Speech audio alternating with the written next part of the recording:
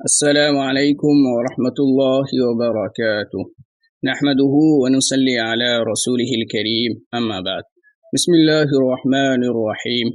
سوال نمبر 1563، عنوان میلاد النبی صلی اللہ علیہ وسلم منانے اور محافل میلاد منعقد کرنا کیسا ہے؟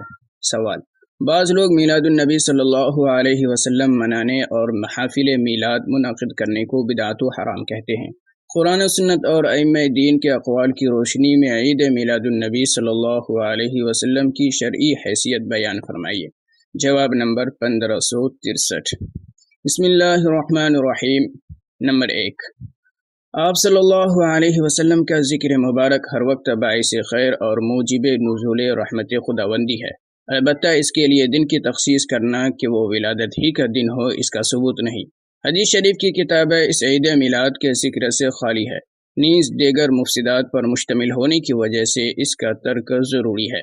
حضرت صلی اللہ علیہ وسلم کے مقدس حالات اور سیرت مبارکہ کا ذکر کرنا نہ صرف جائز بلکہ مستحسن اور افضل الاذکار ہے، لیکن مروجہ محافل میلاد جس نوعیت سے منعقد کی جاتی ہے، اس کا وجود صحابہ کرام رضی اللہ عنہم اجمعین و تبع تابعین اور ائمہ مجتہدین رحمہم اللہ کے زمانے میں نہیں تھا۔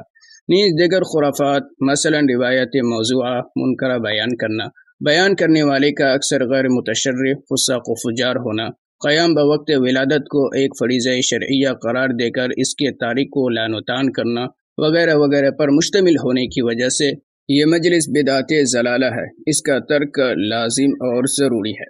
واللہ اعلم۔ دارالفتاء دارالعلوم دیوبند۔ اگر ویڈیو اچھی لگی ہو تو ویڈیو کو like, share, comment and subscribe کرنا نہ بھولیں۔